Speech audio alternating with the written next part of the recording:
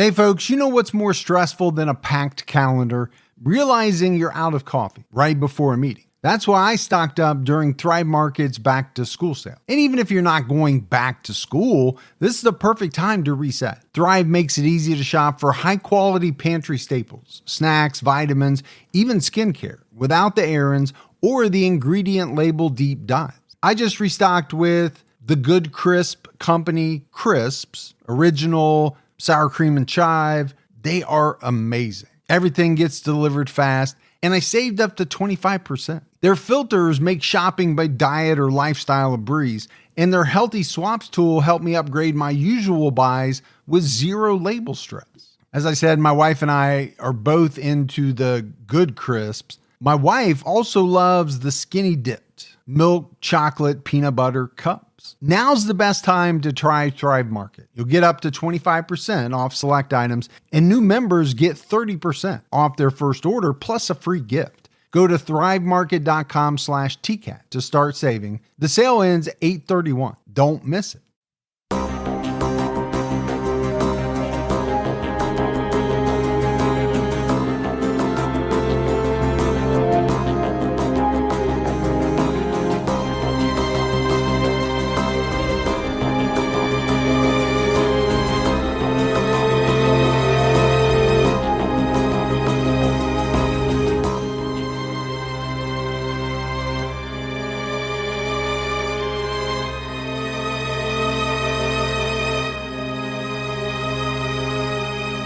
Hello, everyone, and welcome to episode 445 of the True Crime All the Time podcast. I'm Mike Ferguson, and with me, as always, is my partner in true crime, Mike Gibson. Gibby, how are you? Hey, I'm doing good. Well, I hope you are, man. We took a week off. It was nice. I know I'm refreshed. You said you were. We talked about it at length on our Patreon mini-sode. Yeah. But a trip to Greece, man. It was good, man. It was really nice. The food. The You people. raved about the food. Yes. The food was so good. A little drink. Yeah. A little bit. I mean, you're not a huge drinker. Maybe on vacation I drank a little bit more than I normally would have. Yeah. Felt pretty good. It's good. You're on vacation. Exactly. Plus, I think if you want to fit in with the locals over there, you got to partake a little bit. Exactly. Yeah. They're like party people. They know how to drink. They do. Let's go ahead and give our Patreon shout outs. We had Kelly. Hey, Kelly. Tishlyn Anderson. Well, thanks, Tishlyn. Barbara J.K. What's going on, Barbara? Jamie Klein. Hey, Klein. Nicole Oakleaf. What's going on, Oakleaf? Rita Flora. Hey, there's Flora. Bill Dunn. What's up, Dunn? Jesse Wolfson. Hey, Jesse. And last but not least, Charlene Byrne. What's going on, Charlene? And then if we go back into the vault, this week we selected Krista Carden. Carden from the PR Carden. I'm just saying. So we appreciate the new support, the continued support. We always do. We also have a brand new episode out right now on True Crime All the Time Unsolved, where we're tackling a really big unsolved case. And we're headed to Spain to talk about the case of the Alcácer girls. Made headlines not just throughout Spain, but really around the world. It's a big case. It is. It really is. All right, buddy. Are you ready to get into this episode of True Crime All the Time? I am so ready. We're talking about Stephen Jones. Stephen Jones was a freshman at Northern Arizona University. In October 2015, he was involved in a confrontation that turned violent. It ended with him killing another student and injuring 3 more. Stephen claimed that he acted in self-defense because he feared for his life, while prosecutors argued he shot the students in a premeditated rampage because his pride was hurt. Okay. So, a lot to dig into here. Stephen Jones grew up in Glendale, California, and was homeschooled. He played multiple instruments and was interested in photography, hunting, and guns. His father ran a gun supply business, according to the Arizona Republic. And, maybe that helped fuel his interest in guns. His dad's running a kind of a gun business. Yeah. I'm sure there were a lot of guns that they either owned or had access to. So they went hunting. But it was said that, Stephen posted photos of himself with guns on his Instagram. And to me, I know people do that, but it always seems strange to me. Yeah. Almost like a harbinger of something bad to come. And maybe that's because we're talking about it in murder cases. Yeah. I don't know, but I know it's something that I probably wouldn't do. Yeah, I don't think I would either. Now, if you were an Olympic shooter, Yeah. or something like that, I could see someone posting a photo of themselves where they're holding a gun because that's part of their sport. Right. But just you were in your bedroom holding a gun and you're going to post that to social media? I don't know. It just seems strange. It does. It does to me. Stephen was also interested in cars. He had a number of driving violations in Phoenix area courts. I know you don't have a huge interest in cars as far as speed or fancy but you have had over the years quite a number of driving violations. I remember, being in the passenger seat one time, opened up the glove box and it was like a jack in the box. Just violations just shot out like a jackpot on a slot machine. I have been through several different insurance companies, yes. And had to take a number of mandated driving courses. Maybe so, yes. I thought it was optional to pay those tickets. I didn't realize that it was mandatory that you pay to show up. Because most governmental agencies don't really care if they get their money or not. What's the chances of me going back to that municipality anyway, But I guess they can call the municipality where you live and send them to the state and all that kind of stuff, The moral of the story is just pay your ticket. Pay your ticket. In July 2014, the parents of Stephen's girlfriend obtained an injunction against him for harassment. He was 17 at the time, and his girlfriend was 16. Stephen didn't follow their agreement that he would only see her when they were present. The affidavit stated that the girl ran away to his house. She admitted to having sex and smoking marijuana and cigarettes there. The parents tracked her down with a GPS device and found a phone Stephen had given her. The court forbade Stephen to see her or go near her residence. Forbade. Very strong word. It is a very strong word. Well, if you're not supposed to be with this girl, right? I mean, there's a court order. Why are you breaking that court order? Is it just one of those Romeo Juliet kind of things where the love is stronger than the law? Well, it could be. But, they wanted them to only be together when they were present. That makes sense why they'd want that. Not unreasonable. No. But, here we're also in the time frame where, you have some GPS options to track people down, and that's what they used. By August 2015, Stephen had moved to Flagstaff, Arizona to start his freshman year at Northern Arizona University. He was a pledge with the Sigma Chi fraternity on campus. What was that fraternity you pledged to? Lambda, Lambda, Lambda? Yeah. Fun time. Fun. Good time for you. A peer instructor who taught a class on adapting to college described Stephen as miserable, but making progress with adjusting. Stephen told the instructor he had anger problems and slammed the door when she kicked him out of class for being on his phone. Okay. Sounds like definitely some anger issues there. Yeah. I mean, I don't know that it's all that uncommon for, kids as freshmen to have trouble. It's a new journey. Yeah. Sometimes it can feel lonely, in the beginning until you start to make friends and things like that. So that part, being miserable, that doesn't concern me too much, but the anger problems do. Yeah. Now, Stephen's attorney would say this was just a momentary exchange. Stephen was getting all A's and doing fine at the time of his arrest.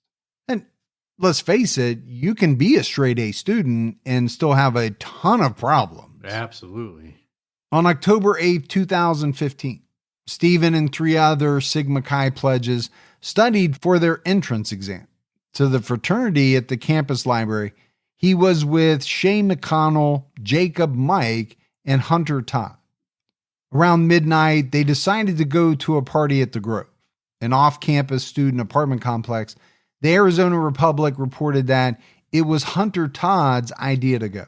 Stephen and Hunter had only known each other for a few weeks. In a later statement, Hunter described Stephen as cocky with the ladies, but otherwise a cool guy. Pretty cool guy. He's just a little cocky with the ladies. What does that mean? Cocky with the ladies? Maybe overconfident, like. Well, you could be cocky and have no success with women at all. It's very true. Or you can be cocky because you're good looking and, women are attracted to you. I don't know what to make of it. It's kind of a vague statement. It is a little bit. Now, Stephen was the driver that night. He decided to park next to the Mountain View dorm on campus because there was limited parking at the Grove. The party was about 1/3 of a mile away from Mountain View. They stayed at the Grove for about an hour, playing video games. Stephen, Shay, and Jacob admitted to taking sips of beer or taking hits off joints. Sips of beer. I don't know any college kid that just took sips of beer. Yeah, for me, it was either nothing or a whole 12 pack. Yeah. I had, there was very little in between. Yeah. When I was in college. I could see you shooting a lot of beers. Yes. I did a lot of beer bongs. Yeah. At one point, we lived on the 3rd story of our dorm, and we had built a 3-story beer bong. I have a feeling there was a lot of bongs in your college days. Now, marijuana was never my thing. No? Has never been. Just the beer? Beer, though, I will admit, also tequila and some other things. Just a little chaser with beer. Just a little hydration. Yeah. But, this admission, we took a few sips of beer. I'm with you. That doesn't kind of ring true. Yeah. However, it should be noted that Stephen's blood screen came back negative for alcohol and cannabis. Now, he was the driver, so maybe that had something to do with it. Yeah. The group decided to go home and started walking along Franklin Avenue to get back to Mountain View Hall. Around 1:20 a.m. on October 9th, when they reached the Courtyard apartment complex on Franklin, they realized their friend Hunter Todd was no longer with them. They lingered on the sidewalk between the front building and the alley, which leads to a patio between buildings, and they tried calling Hunter. There was a Sigma Chi party going on at this complex. Hunter had stepped inside the party, but his friends hadn't found him yet. Kind of wandered off on his own. Yeah, which, let's face it, who hasn't had that happen? Whether it's at college or you're just out, bar hopping with friends, when you're in your late teens, early 20s, and somebody gets lost. Yeah. That seemed to happen quite a bit. And there's a lot of reasons for that. Number one, intoxication. Sure. And, I can remember some of my friends sometimes meeting someone and, they go off to do whatever people do. And I'll be back, buddy. I got to go with they don't say anything. They just go. You have no idea where they went, but you later find out that they met someone. Is that called the hookup? Could be. But there was a second party in an apartment on the other side of the patio in the back building, which was hosted by the Delta Chi fraternity. This party was winding down. According to some residents, witnesses also told the police that unwelcome partygoers were turned away earlier, and an argument broke out.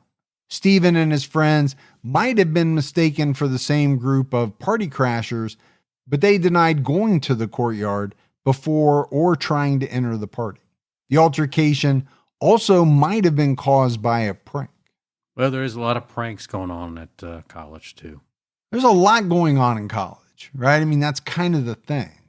You're finding out who you are. You have this kind of new freedom for most people, freedom that you've never had in your life. Oh, yeah. And it's not uncommon to want to crash a party. I mean, typically it's free beer, right? They got kegs everywhere. Sure. And, who doesn't want free beer when you're on a college budget? Yeah, beer's expensive when you don't have a lot of money. Shay McConnell told the police that Jacob Mike rang an apartment doorbell and told them to run. When the police asked Jacob about this, he acted as if he had never heard of it. Either way, a confrontation ensued when people from the party came outside and saw Stephen and his friends. There was a shouting match that involved cursing, but both sides disagreed to how aggressive the Delta Chi fraternity brothers were and whether Stephen and his friends were defiant. The confrontation made its way from the courtyard to the front side of Mountain View Hall. One of the partygoers ran up and punched Stephen Jones, which knocked the dental bridge out of his mouth and also knocked his glasses off. Stephen ran to his vehicle in the Mountain View parking lot and retrieved his .40 caliber Glock 22 from his glove box, then walked 90 feet to confront the group. Now, he would later say that he thought they were still menacing his friends, but two men charged him, and he fired because he thought they were going to tackle him. The shots killed 20-year-old Colin Brow and injured 20-year-old Nick Piring. Colin and Nick were both members of Delta Chi and were roommates at the courtyard. So we have kind of a lot going on. We have some people who have been drinking. Yeah. We've got kind of two sides or two groups of people who get into an altercation. It sounds like Stephen got punched to the point where, his glasses got knocked off, his dental bridge got knocked out of his mouth, and he decides that he's going to his car to get his gun. To show he's not to be messed with. Well, that's the reason. Why do you go and get a gun? And go back to where you just came from. And go back. Because you have a number of options in a situation like that. Sure. You can get your friends and just get the heck out of there, get in your car and leave. Right. He doesn't do that. Nope. He goes and gets a firearm, comes back, and ends up killing one person, injuring another. So I mentioned it, right? We have alcohol. Sure. Alcohol and firearms don't mix. Never. At all.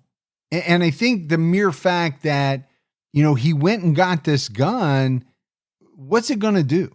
Is it going to de-escalate the situation? And maybe he thought it would. Or is it just going to up the chance that something really bad is going to happen? Yeah, it depends on the other party, right? I mean, if they've been drinking, you know how you are when you drink. Sometimes you think you're invincible. You're 10 feet tall and bulletproof. That's right. As one of the country songs, I think, would say. Yeah. A neighbor of Colin and Nick was Nick Prado, who was also present during the altercation. Other witnesses said Colin Brow was only walking towards Stephen, not charging, and Nick Piring was running to Colin to try to calm him down. As Stephen tried to give aid to Colin, he claimed he was jumped by the crowd. Several witnesses described trying to subdue Stephen and take away his gun. Stephen said he believed that if they took his gun, they would shoot him and kill him. So he started firing blindly into the air. And some of those bullets wounded 20-year-old Nick Prado and 20-year-old Kyle Zentek. Stephen's friend, Jacob Mike, called 911. He told the operator that someone was attacking his friend. Stephen's voice can be heard in the recording. He said, per the Arizona Republic, "He tried to hurt me. I'm sorry. I'm sorry. I'm sorry." The call ended abruptly. Mike told the police he hung up so he could pull people off Stephen. Mike said in a later interview that at least one person, possibly more, jumped on top of Stephen after he shot someone. So again, let's, unpack some of this. You have a guy with a gun. He's already shot two people. Yeah. One of those individuals is dead. Is it surprising that someone or multiple people might try to stop him, No, it's not surprising. thinking he's going to start shooting everyone. Yeah, so you're trying to get a hold of him and get the gun away and, calm the situation. But, as Stephen has said, from his point of view, he felt like, well, if they got the gun, they were going to shoot him. Yeah. So in his mind, he thought, I just got to start firing. And he did, shooting, 2 more guys. But I think the key for me here is, exactly how did this go down? Because it's going to come up later in court. Of course it is. Right? What was the state of affairs? Especially if a self-defense type of situation or scenario is going to be mounted. Was he in fear for his life? And at what point? Before he fired the first 2 shots, or after people jumped him and he started firing blindly? Yeah. That all of that's going to have to be broken down. Another young woman also called the police at the time of the shooting and said one of the victims was her boyfriend. A third call was made by someone inside a residence near the crime scene. The student said, there's a guy outside and he's shooting people. We're at Mountain View. He has a gun. He shot people and he's yelling right now. And I'm reasonably sure, Gibbs, that there would be a lot of phone calls, right, going into 911, especially if this is occurring outside of an apartment complex. You're going to hear those shots. Absolutely you are. And people are going to be worried. They're going to start calling the authorities. But do they know what they're seeing? Aside from a guy with a gun. Yeah. I think they're going to think they might see what they see, but if you're not out there, they might think they know what's going on. But if you're not out there, how do you really know? Well, you certainly probably don't know the context of everything that has occurred up to that point. The only thing you know is what you can actually see in that moment.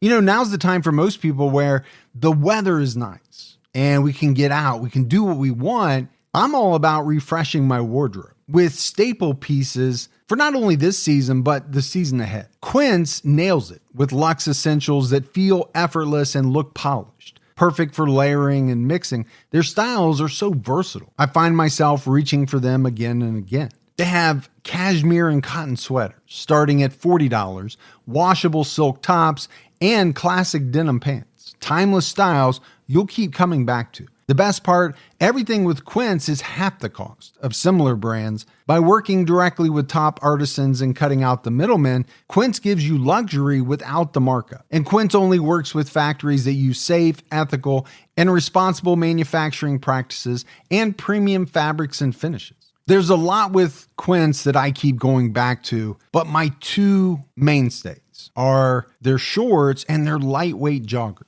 The quality that you get for the price you pay is remarkable. My daughter just bought a new bed and she's looking into getting some of their bedding. Elevate your fall wardrobe essentials with Quince. Go to quince.com/TCAT for free shipping on your order and 365-day returns. That's QUINCE.com/TCAT to get free shipping and 365-day returns. Quince.com/TCAT. In 1992, federal agents surrounded a remote cabin in the mountains of Idaho.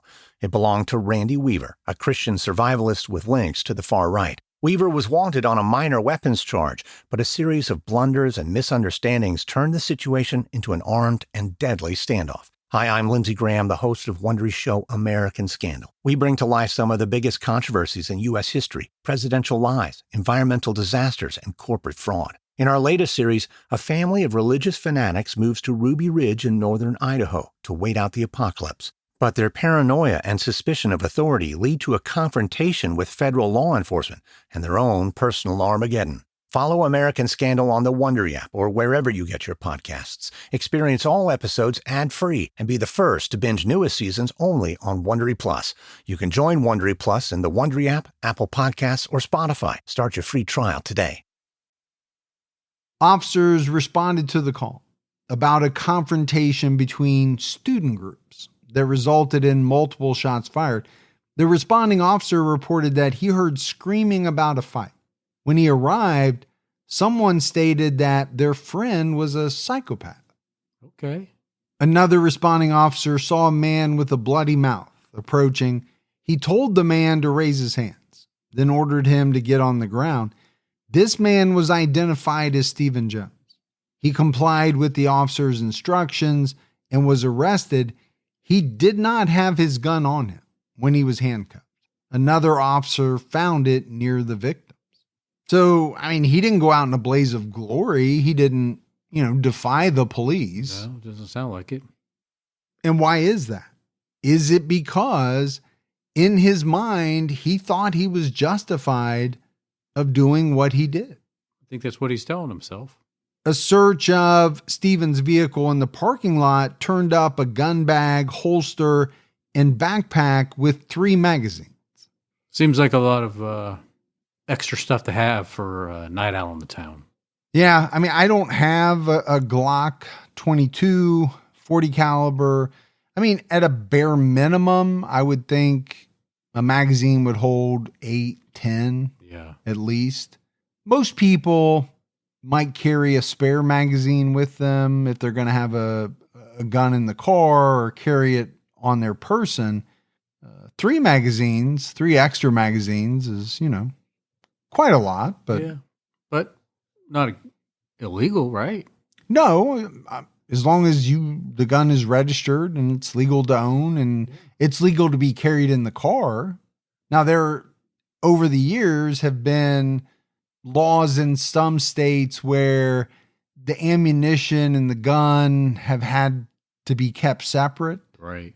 That it was that way here in Ohio if you didn't have a concealed carry permit years ago, where you could have the gun in your car, but you had to have the ammunition like in the trunk. So that you couldn't put them together. Yeah, which I thought, okay, well, that's not going to do you much good, but that was the whole reason for, having a concealed carry permit and going through the background check and all of that. The training and all that. Colin Brown had been shot in the chest and in the shoulder.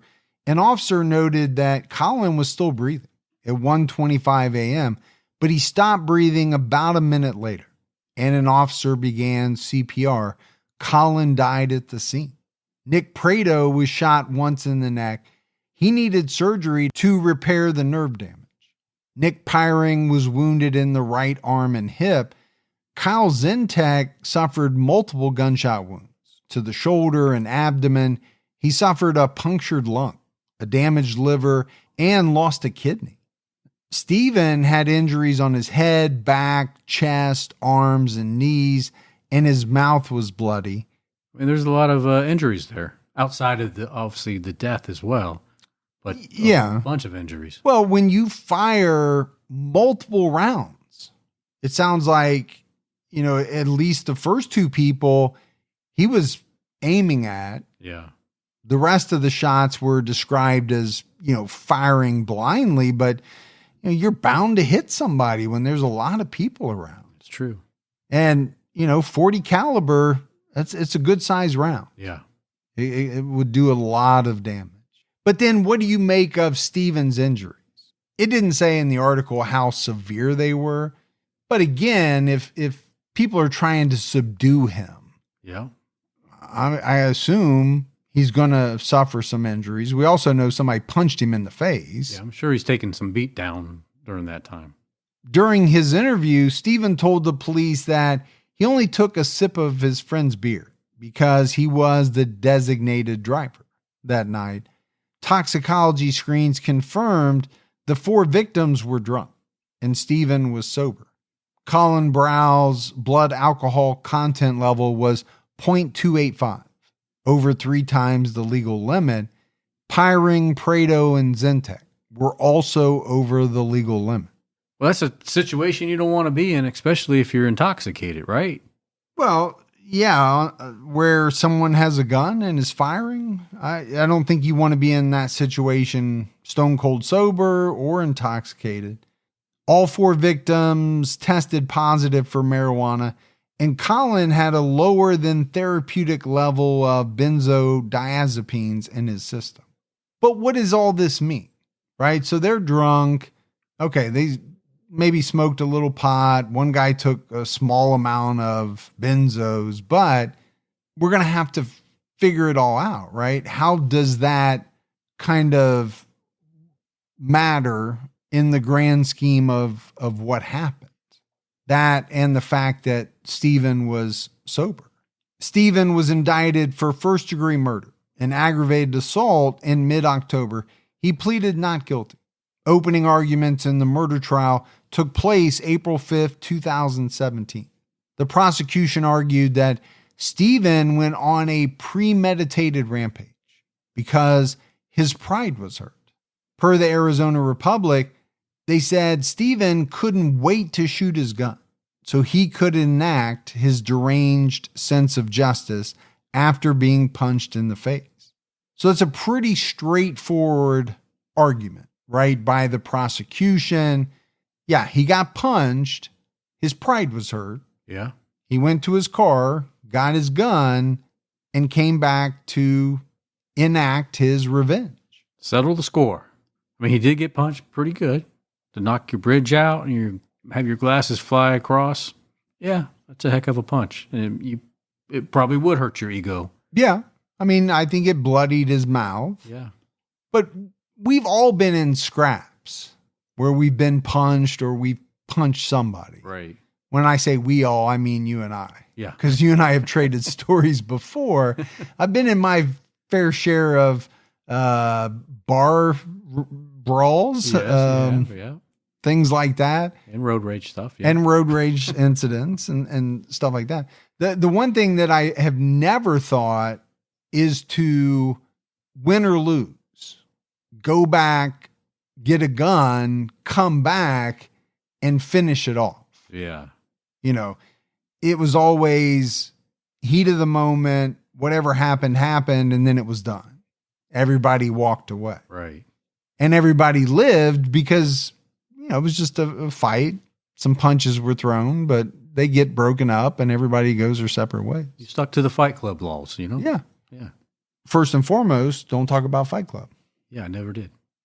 According to the prosecution, Stephen and his friends were outside the apartment complex where Colin and Nick Piring lived. Multiple parties were coming to an end at the time.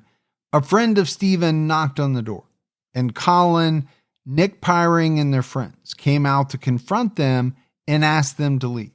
A young man who had nothing to do with this confrontation suddenly punched Stephen in the face and then ran away. Stephen walked over 150 feet to his car, retrieved his gun, then walked over 90 feet to where a verbal discussion was taking place. I think that's important. He had walked 150 feet, which you could say is that kind of like a cool off time. You know, I mean, 150 feet, it's not far, but it's not a quick walk. And then you turned around and had another 90 feet, you walk back. That's time for you in your mind to say, what am I doing? Well, and I'm sure it's why they laid it out the way they did. Yeah. This wasn't, you know, he just pulled this out of his backpack or out of his, you know, waistband. He didn't have it with him. He deliberately had to make the walk to his car and then back. So he had some time to think about it all. But what is interesting is this kind of theory by the prosecution that it was someone who had nothing to do with the confrontation at all, who actually punched Stephen in the face. The prosecutor was unsure what connection Colin had to this discussion. The other victims were not involved. When Stephen shot Colin, Colin had his hands at his side. Nick Piring was running towards Colin when he was shot, and the other two victims were shot when they came to help. Basically saying there was no threat. Yeah, I mean, this is what the prosecution is painting. And we know the defense is going to paint it much differently, but you're right. The prosecution is saying, where's the threat to Stephen Jones? Right. That would justify him shooting multiple people and killing a person. Now, the defense argued that Stephen was surrounded, bullied, threatened, and attacked by strangers. They said Stephen did what he had to do to protect himself. He didn't have the luxury of hours or even minutes to make this decision. He had seconds. Because as the defense said, after he was punched, Stephen ran to his car. He turned and saw at least two people chasing him. According to the defense, Stephen announced he had a gun and was trying to protect himself when Colin lunged at him. The defense disputed that the other shootings were unprovoked. According to them, Nick Piring was shot as he came up behind Colin and jumped over a bush towards Stephen. Stephen then tucked his gun into the back of his pants and tried to offer aid to Colin, but a group of students began to pummel him. Someone apparently said, "We're going to kill you. We're going to kill you." And at that point, Stephen fired multiple shots in the air to disperse the crowd, which hit Nick Prado and Kyle Zentek. I mean, I can see kids saying, "We're going to kill you. We're going to kill you," if their friend has just been shot and this guy has a gun. I could see kids saying that. I mean, they're a little intoxicated. I can see that happening. So what you're saying is you can see it. That's basically what you're saying. Now, I get you, but what I always take away from, like this part of a case, the trial part, is the stark differences between, the prosecution's account of what happened and then the defense's, because they're obviously in stark contrast to each other. Of course, yeah. The prosecution is painting Stephen out to be, this kind of cold-blooded killer out for revenge. His defense team is painting him out to be, someone who was fearful for his life and was trying to protect that life. And as always, who's it going to be up to? The jury. Yeah, I mean, the jury has to weigh everything. Who do you believe more? Yeah, it's what a lot of times it comes down to. And no doubt, though, right? This was a trial full of conflicting accounts of what exactly happened. I don't know that this same thing doesn't occur in many trials. Fraternity brothers denied any violence on their part after that initial punch. Stephen and his friends said the drunk fraternity brothers were the aggressors. So the fraternity brothers are going to side with the fraternity and the friends are going to side with Stephen. Yeah, the lines are drawn. Yeah. Definitely. It may be in their head. It's what they believe. Could be. Or maybe they're just trying to protect their side. Yeah. Or the people or person on their side. Both sides also disagreed on the number of people who jumped Stephen after the first shooting. As we mentioned, witnesses said they were trying to subdue Stephen and take away his gun. Stephen believed he would be killed if they took his gun, which is why he fired into the air. Now, the prosecution alleged Stephen intended to shoot the victims. Nick Piring testified that he never saw a gun, only a flashlight, which investigators determined was attached to Stephen's gun. Nick said he didn't know how the argument started. He only recognized Colin's voice. He started jogging towards the sound of Colin's voice. He was arguing with three young men. Nick didn't know. They cursed at each other. Colin told the others to leave, and they said he couldn't make them. Nick then saw a light coming from the parking lot. He thought it was an officer arriving to break up the argument. Colin turned toward the light and took a few steps toward it, then dropped face first to the ground. Nick testified that he didn't hear the gunshots and didn't know Colin was fatally wounded. He started running towards Colin. The light turned towards him and blinded him, and he was shot twice. When I hear that, it just makes me think that Stephen had the opportunity to turn back and walk away and not have to go towards what he was saying were the aggressors. Yeah, I mean, I think it's kind of hard not to believe that. Obviously, the prosecution is pushing that narrative. During cross-examination, the defense noted that Nick initially told officers he heard shots. And in his original statements, it appeared he was on the scene longer and more involved in the altercation. He told the police he was trying to calm Colin down and used the word "we" as if more people were there. In an earlier interview, Nick also described the individuals Colin was confronting as non-confrontational, and they said they were leaving. I mean, that's a pretty big statement, right? Well, I think it is. You know, it calls into question, you know, just how many people were, let's call it, advancing on Stephen, for the lack of a better term. Now, at trial, Nick said he was in shock during his first interview at the hospital. He also testified that no one was attacking Stephen and Colin never lunged towards him. So is this the truth, or is this some coaching? After the fact, before trial? Yeah, I think you have to question it. The defense noted that Nick was 2.5 times the legal limit. Nick said he wasn't keeping track of how much he drank that evening, but maintained he had a good recollection of what happened during the shooting. Look, I've been at a lot of shootings, college parties, yes. And yeah, you don't, I mean, at least I never counted what I was drinking. I just drank.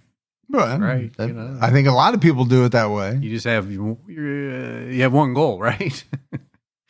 Finish this one and get another one. Exactly. I think for a lot of people it is, but you would expect the defense to bring it up. Yeah. And to make it a real point that, okay, this guy was 2.5 times the legal limit.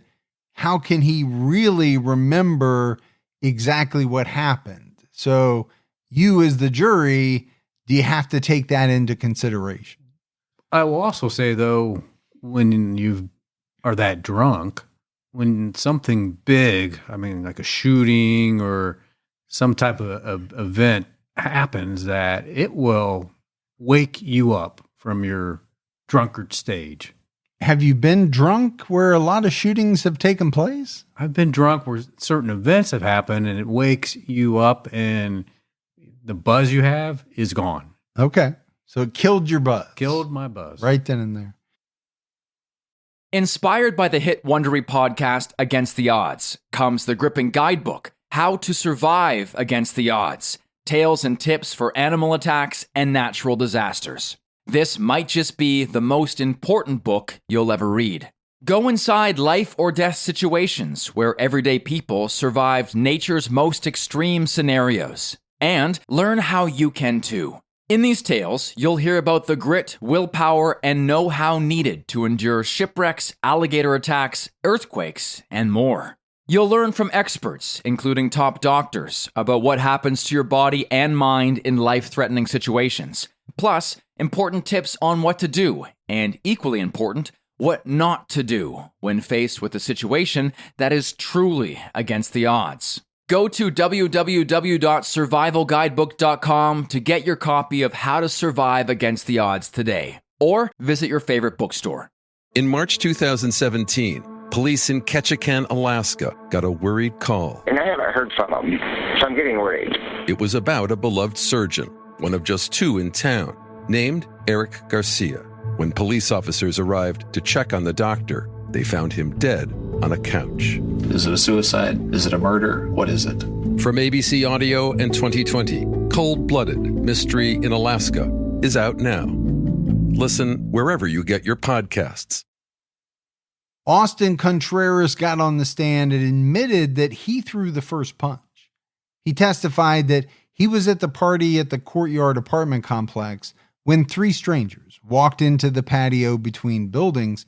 Colin Brow and Nick Pyron insisted they leave. Contreras moved with a group of people to the front of the apartment complex. He saw 7 to 10 men smack dab in the middle of the street. They were cursing at each other. He ran up and punched one of them in the face, and the group scattered. He admitted, I was drunk, acting stupid. Sure he was. It's a pretty dumb thing to do. Yeah. And his actions, some could say, caused this to spiral out of control. Yeah, you could make that argument. Now, you could also make the argument that, Stephen Jones could have done things very differently. Sure. Contreras said he heard shots and saw Colin bleeding on the ground. He froze, then ran home. The next witness was Stephen's friend, Jacob Mike. Jacob told the jury that he, Stephen, and their friend Shay McConnell never entered the patio area between buildings. They were standing on the front sidewalk of the complex after knocking on one of the doors, looking for a friend. A group of 5 to 7 young men approached. Jacob didn't know things were hostile until someone ran up to Stephen and punched him in the face. Jacob claimed he and Shay were pushed to the ground and his hat was knocked off. Other punches were thrown at him but didn't connect. He didn't think his life was in danger and he lost track of where his friends were during the altercation. He then saw Stephen approaching from a parking lot, holding a light. At first, he didn't know what it was, but he saw Stephen holding it with 2 hands, with 1 foot forward. 2 or 3 people rushed towards Stephen. He heard shots and saw them fall. The light panned over to him, and Jacob called out, "It's me, Stephen, Jake. Don't shoot." Stephen told him to call 911. As he and Stephen were leaning over Colin, trying to put pressure on his wounds, another man started choking Stephen. Jacob pulled the man off and continued tending to Colin until police and paramedics arrived. So we're getting some mixed stories. Yeah, I mean, I think as you would expect, right? We have 2 different camps. Each camp has differing versions of events. The one thing that I did take away from what Jacob said was that he didn't think his life was in danger. Which isn't good for Stephen. Well, I don't think it would be if a jury looks at it kind of the way that I'm taking it. Shay McConnell told a similar story, but added that Jacob Mike might have knocked on the apartment door or rung the doorbell as a prank. Shay said he started freaking out when the apartment door opened and 6 or 7 men came out. He also testified they didn't enter the courtyard where the party was taking place, and they were on the sidewalk trying to call their 4th friend they had lost. Shay tried to reason with the men by saying they were leaving. He saw Stephen get punched and saw Jacob get taken to the ground before someone took him down as well. Shay testified that he saw Stephen standing at the edge of the parking lot with his gun. He was pointing the weapon and Colin lunged like he was going to grab Stephen. Stephen fired, and according to Shay, Colin dropped like a rock. Shay ran home at that point. So again, right, it's still conflicting stories. But what I do think is that some parts are very similar, right? Where they kind of diverge is in the most important aspect. Sure. There's a fight. Everybody agrees that Stephen was punched in the face. One guy even admitted that he was the one who did it. But it's kind of from that point forward that things start to change. There's no doubt Stephen goes and gets his gun. Yeah. But at the point where he comes back, it's one side saying Colin was lunging at him. The other side saying, no, he wasn't lunging at all. Stephen just shot him. Right. Colin's autopsy report was presented at trial. It indicated he was 2 feet or closer to the muzzle of the gun when it was fired. The bullet's trajectory indicated Colin was leaning forward as if he were lunging, which corroborated some witnesses' accounts. Now, the prosecution suggested Colin tripped and fell. But I think if you're the jury, Gibbs, you got to look at this autopsy report and think, well, is it more likely that he was lunging right towards Stephen? More likely than not. Nick Prado testified that he was not involved in the verbal altercation that led to the shooting. From across the street, he saw a flashlight beam move across the parking lot towards Colin and Nick Piring, who were standing at the far end. He ran towards them after he heard shots. He found Colin on his back on the pavement and took him in his arms. Prado testified, as quoted by the Arizona Republic, he was on his back. His shirt was covered with blood. His eyes were wide open. He was looking up at the sky. He didn't say a word. How sad, you know? Yeah, to see a friend like that, Yeah. it would be very tough. He said he tried to get a look at the shooter, who was kneeling or sitting several feet away. He had been knocked down by other bystanders. He had never seen the man before. The shooter reached behind his back. Nick said, "I took a couple of steps forward. I saw the gun pulled on me. That's all I remember." He was shot in the neck. He clamped his hand over the wound and ran back to the apartment complex to wait for an ambulance. Kyle Zintek testified that he remembered little more than still pictures of the shooting. In one of those pictures, he saw Colin and Nick Piring standing near each other. In another, Colin fell like a statue knocked down. When he saw the light on the gun, he decided to run away. He was hit by bullets and fell to the ground. That's going to be kind of hard for self-defense, right? I mean, if they can prove that he was hit as he was running away. Right, but Stevens already admitted at this point he was kind of just firing blindly. Yeah. Because he was scared for his life. And we talked a lot about this light that people have seen. I'm assuming it's one of those gun lights that attaches to the underside of the gun so that it becomes kind of part of it. Yeah. Some of those are very bright. Yeah, those are some pretty bright lights. I don't want to say blinding, but maybe if you get in the eye the right way. Well, I know some of them have a setting that it's almost like a strobe that is actually meant to blind or disorient someone if they break into your home. Witness Nick Pletke testified that he heard yelling near the dorm and saw his friends Colin and Nick Piring on the sidewalk in front of the dorm. He heard an argument, saw the flashlight shine on Colin, and heard gunshots as he started walking towards Colin. He was afraid the shooter would fire again, so he ran at him and grabbed him in a chokehold. When the shooter reached for the gun in his belt, Nick ran and hid. Nick also testified that earlier in the evening, he saw 4 pledges from another frat come into the center patio area between the courtyard buildings. He told them to leave and went back into Colin and Nick Piring's apartment, where 15 to 20 people were hanging out. After 5 to 10 minutes, the 4 pledges were still outside. Nick told them to leave again. He was unable to say if the 4 people he chased from the party were the same people involved in the altercation. So, I mean, I think as we see in a lot of cases, especially a lot of testimony, I mean, this is a ton for the jury to digest. Yeah. It really is. Stephen got on the stand to testify in his own defense. His testimony was consistent with what he told the police after the shooting.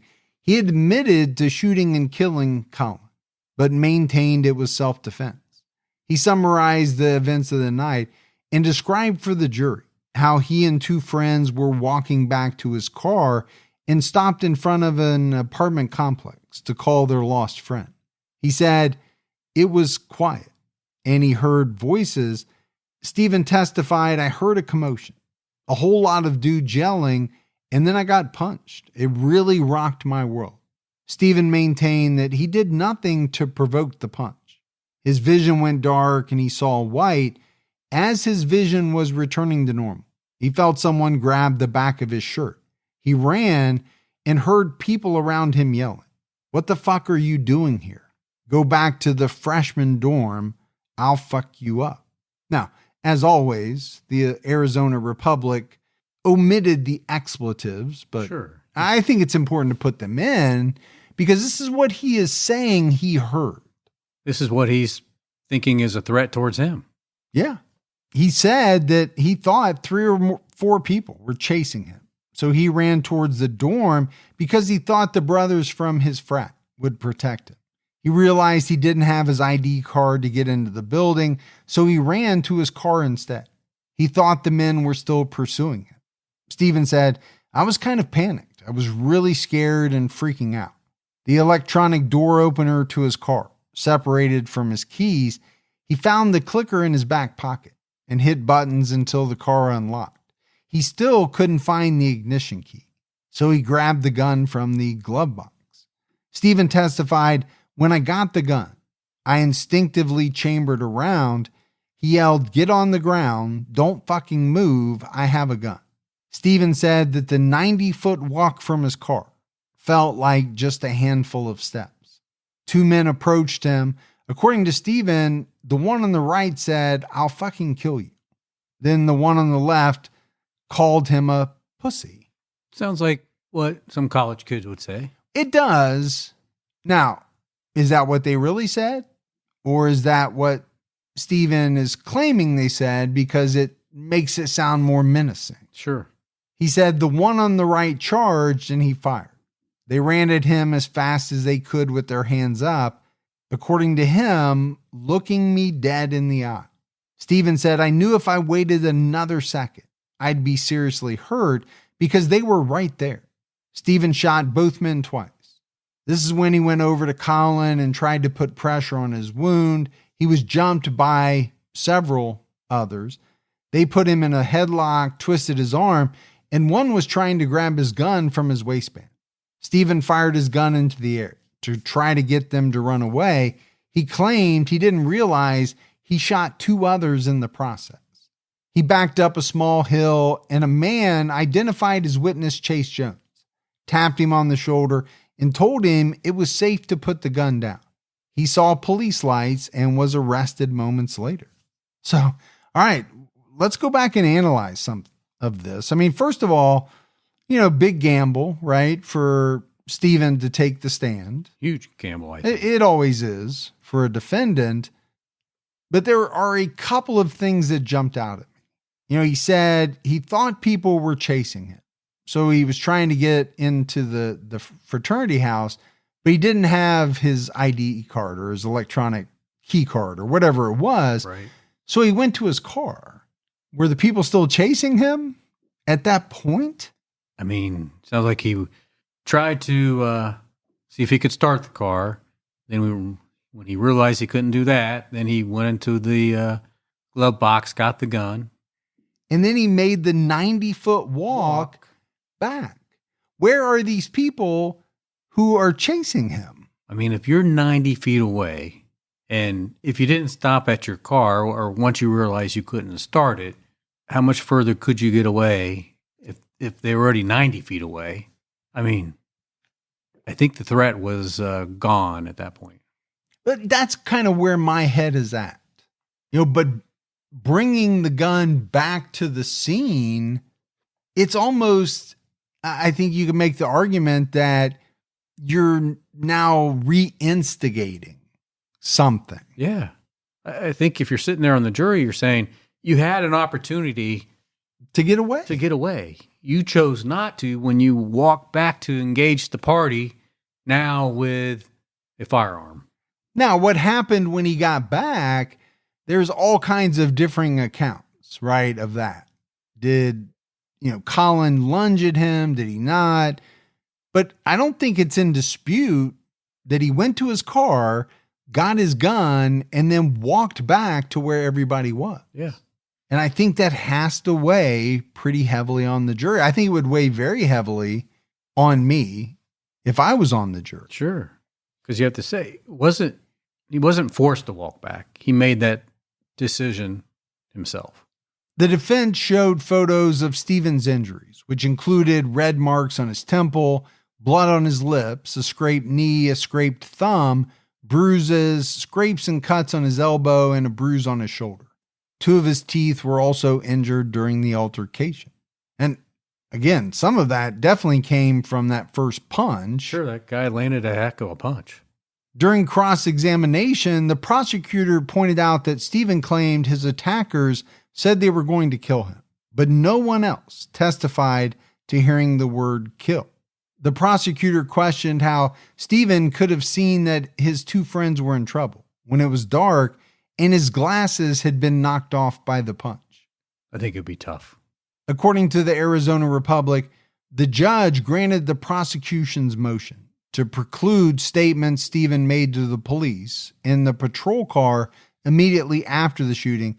He said he thought he was going to die and questioned why a group of fraternity brothers were trying to hurt him. So the trial wrapped up.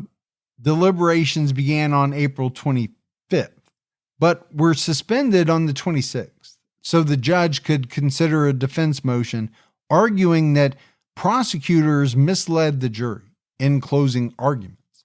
In his closing statement, the prosecutor led the jury to believe Stephen made no statements related to self-defense until hours later at the police station. The judge denied the defense's motion for a mistrial and read an instruction to jurors, informing them of the prosecution's misrepresentation. So I guess he told them, they said this, but they shouldn't have said it. It's not true. And we've seen that in many cases, right? A mistake is made, but a judge rules it's not a big enough mistake to, need to declare a mistrial. But on May 2nd, 2017, the judge declared a mistrial after 5 days of deliberation. Prosecutors plan to retry Stephen on a reduced charge of second-degree murder. The retrial was pushed back 5 times at the request of the defense.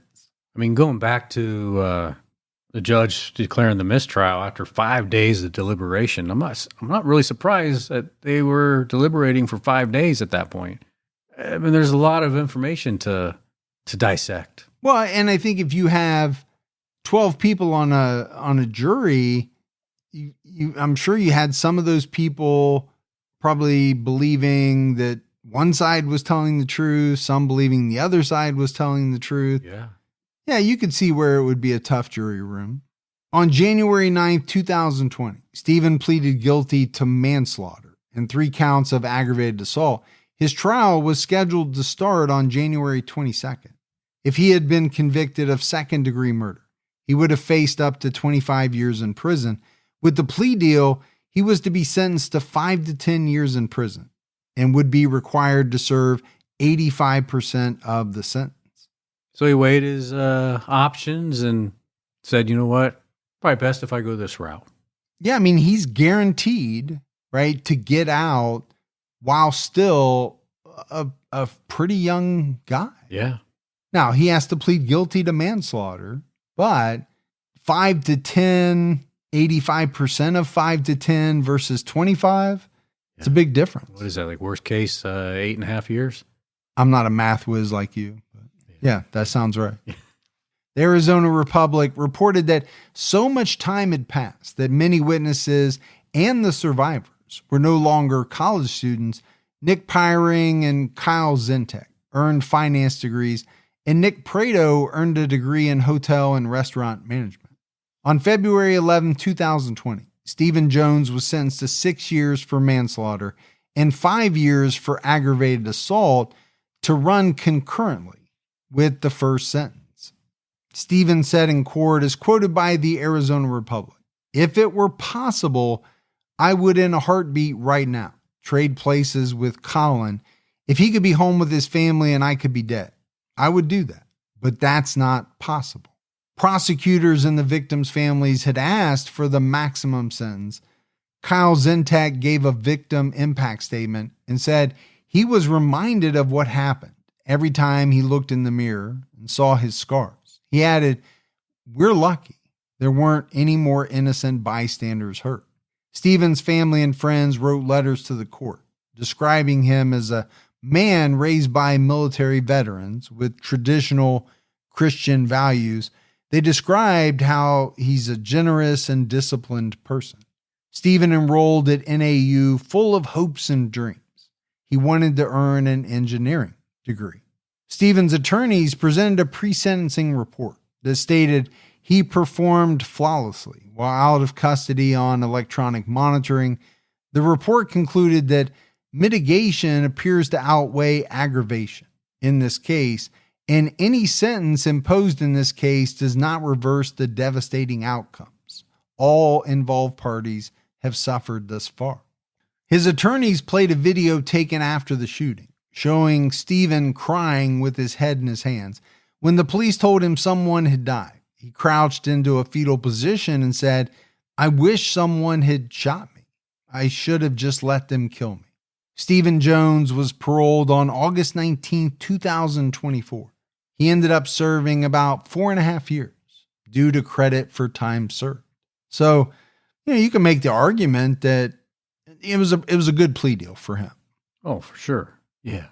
Good deal. Now, was there a chance that he beats the second degree murder? Possibly. Tougher to beat second degree than it is to beat first degree. Yeah. I think for any jury, you're looking at that time where you had the opportunity to walk away. And just the mere fact that he went and got the gun and came back, to me is just a major factor in this case. It's one thing, Gibbs, if you're carrying a gun, you're out and someone tries to rob you and you pull the gun in self-defense, or they threaten you, or whatever the situation is. Much different, if you're in a bar and you get into an altercation, then you go out to your car, get your gun, and come back into the bar. Yeah. That is a much different scenario to me. Extremely different. Colin Brow's aunt, Andrea Jernigan, told ABC 15 she believes the justice system failed, saying, "It's not fair that after serving 4.5 years, the kid is walking the streets free as a bird." And I got to be honest with you, if I'm a family member, I would be feeling the same way. Yeah, of course. ABC 15 reached out to Stephen to ask if he would do an interview. A family friend said he was trying to move forward quietly. And I don't blame him. There's really nothing good, I think, that could come out from him doing an interview. He's a free man. I would just keep my head down and try to build a life at that point. Yeah, you don't want to put a spotlight on you or anything at that point. Just, like you said, keep your head down and move forward. But, this remains an extremely divisive case among the Flagstaff community due to a number of factors. It was difficult for authorities to determine exactly what happened before, during, and immediately after the shooting. And I think that goes directly to the fact that you had two different sides with conflicting accounts of, what happened. I still, for me, the big thing is the fact that he went to his car, walked all the way there, got the gun, walked all the way back. And, that alone introduced this lethal weapon into what had been up to that point, some scuffling, a few punches thrown. If he doesn't go get the gun, chances are everybody walks away that night. Yeah. You don't have a young man dead. You don't have other young men wounded.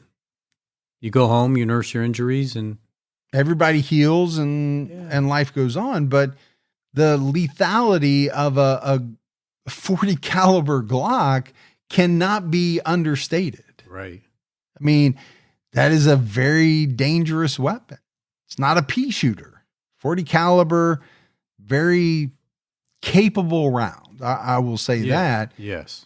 And, if you're firing at people who may or may not be a threat to you, right? People are split on whether Colin was coming at him or not. And then at some point, you're just firing indiscriminately and somehow hitting people. Bad things can happen. Yeah. And they did. That's exactly what happened.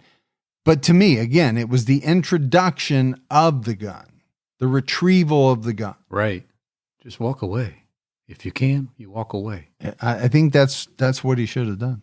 But that's it for our episode on Stephen Jones. We got a voicemail. You want to check that out? Let's hear it. Hey, this is Sheldon from Texas. I was just calling in to say that I love the podcast, but I got a couple case suggestions. One would be Rodney Reed out of Bastrop, Texas. The other one would be Shelly Watkins out of Corsicana, Texas. Pretty interesting. You should look them up. I thought I'd pitch an idea that would be pretty cool if you could have Gibby do a full-length episode where he reads to you, does all the research, and tells you a story. I thought that'd be pretty cool. Also, another thing, I call it the shock factor, whereas, you're shocked when you hear somebody get killed, and the order would be, children, old people, animals, women, and men, and then you can throw in, mentally challenged and physically handicapped and stuff like that in there where you'd like, but discuss that if you want. Hope to hear this on the podcast. Love the show. Keep it going. All right, it's a good voicemail. We've actually bandied that idea about a few times, maybe especially like on Patreon, you doing it. We did. But every time we come back to what an editing nightmare it would be. Yeah, I mean, that's your take on it, No, I've actually tried to get you to do it, and you have declined multiple times. Do we have that much time in a day to do that? I don't know. I don't know how long it would take to record. I mean, it you would might take have to feed me 2 meals that day, maybe 3. Might have to take multiple breaks. Yeah, might have to camp overnight. Food breaks. No, but eventually I think we have to do it. I just want to see how it turns out. Maybe for episode 500. Maybe, which, will be here before you know. Yeah. All right, buddy. That is it for another episode of True Crime All the Time. So for Mike and Gibby, stay safe and keep your own time ticking.